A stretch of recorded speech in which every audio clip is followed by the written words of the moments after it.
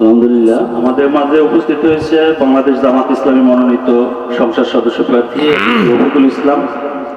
আপনাদের মাঝে একটু দোয়া নেবেন, সবাই কিছু দোয়া করে শুনবেন ইনশাআল্লাহ। আসসালামু আলাইকুম ওয়া রাহমাতুল্লাহি ওয়া বারাকাতুহু। আমি বিনয়ের সাথে ক্ষমা চেয়ে নিচ্ছি মোহতারাম বক্তার থেকে এবং আপনাদের কাছ থেকে। আসলে কথা শুরু করলে সেইখানে মাঝখানে কথা বলাটা বেমানান, একেবারেই বেমানান। আমি এটাকে পছন্দ করি না। তারপর পাশে একটু বাড়িতে থাকতে গিয়ে এখানে একটু আসতে দেরি হলো, তাহলে হয়তো এটাই বা প্রতিপক্ষকে জানাইলে হয়তো আরো ভালো হতো। তো আমাকে ক্ষমা করবেন, যেহেতু এটা অনেক রাত্র পর্যন্ত চলবে, আমাকে চলে যাবো, আবার আরেকটা মাহফিলে যাবো, দোয়া শামিল হবো, সেজন্যই করছি। আমার নাম রফিকুল ইসলাম, বাড়ি সাহেবরামপুর ইউনিয়ন, কালকিনি উপজেলা। এর আগে 2014 সালে আমি উপজেলা ভাইস চেয়ারম্যান ইলেকশন করেছিলাম, মার্কা ছিল তালা। অনেকেই জানেন, দেখার সুযোগ হয় না তখন, কারণ এরকম পরিবেশ ছিল।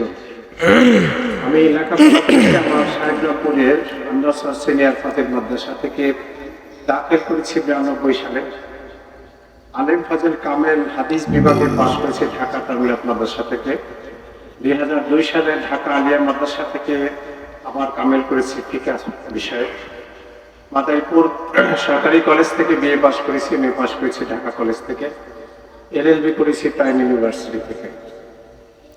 আল্লাহ এরপরে একটা বই লেখার সুযোগ হয়েছে, কোরআনে নির্বাচিত দোয়া, স্বল্প সময় কোরআন শেখার সহজ পদ্ধতি, বাংলাদেশে নির্বাচনে ভোট ও নোট, মুসলিম ও মুসলিমদের করণীয়, প্রশ্ন উত্তরে আল কোরআন।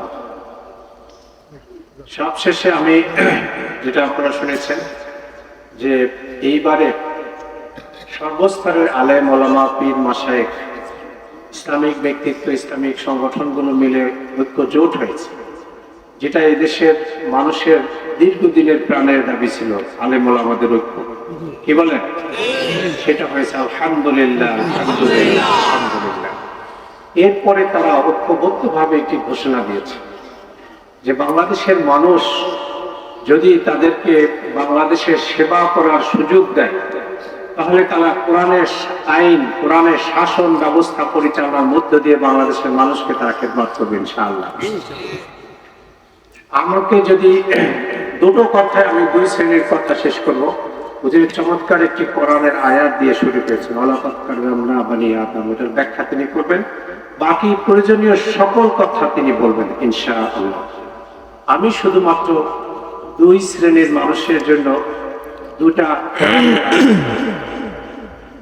কথা বলে শেষ করবো। একটি হচ্ছে, আপনারা যদি আমাকে প্রশ্ন করেন যে আমাদের এখন করণীয় কি, তাহলে আমি বলবো সূরা নিসার 135 নম্বর আয়াত অংশ বিশেষ আমি বলছি, বিসমিল্লাহির রহমানির রহিম, ইয়া আইয়ুহাল্লাযীনা আমানু কুনু কাওয়ামিনা বিল কিসত, যে হে ঈমানদারগণ, তোমরা ইসলামের পতাকাবাহী হও, কোরআনের পক্ষ অবলম্বন করো, আলেম ওলামা পীর মাশায়েখদেরকে অনুসরণ।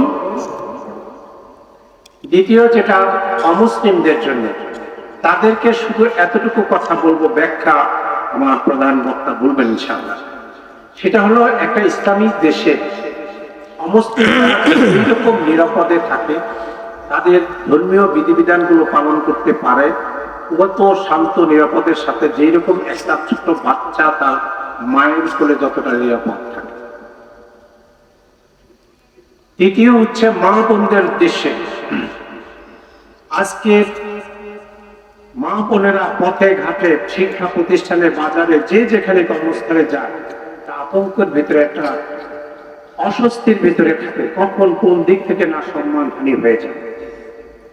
যদি কোরআন দিয়ে এদেশের আলেম ওলামাদেরকে দেশ পরিচালনা করার সুযোগ এদেশের মানুষ দেয়, তাহলে আকাশের নিচে জমিনের উপরে সবচেয়ে বেশি সম্মান, মর্যাদা, সুযোগ সুবিধা এবং নিরাপত্তা ভোগ করবে আমাদের মা এবং বোনেরা। আল্লাহ তাআলা কোরআন অনুসরণ করে, কোরআনের পথে, কোরআনের পক্ষে, সত্যের পক্ষে নিজস্ব নিজ নিজ জায়গায় সবাইকে মিলে সামাজিকভাবে, পারিবারিকভাবে, রাষ্ট্রীয়ভাবে, কর্মসংস্থা সকল জায়গায় কোরআন অনুসরণ করার তৌফিক দান করুন। আমিন। আসসালামু আলাইকুম ওয়া রাহমাতুল্লাহি ওয়া বারাকাতুহু। সবাই জোরে কন মারহাবা, আরো জোরে কন মারহাবা। আল্লাহ পাক রব্বুল আলামিন ভাইকে দিনের খাদেম হিসেবে কবুল করুন। আর একটা আস্তে কন আমিন, আরো জোরে কন আমিন। ইসলামের খেদমত করার তৌফিক দান করুন। আল্লাহ পাক রব্বুল আলামিন তাকে পুরা যেই নিয়াত নিয়ে দাঁড়াইছে আল্লাহ পাক রব্বুল আলামিন কবুল করুন। আলহামদুলিল্লাহ। দোয়া চাই, ঠিক আছে। সবাই দুরূদ শরীফ পড়ে আল্লাহুম্মা সাল্লি আলা সাইয়্যিদিনা ওয়া নাবিয়িনা ওয়া শাফিঈনা ওয়া মাওলানা মুহাম্মদ সাল্লাল্লাহু আলাইহি ওয়া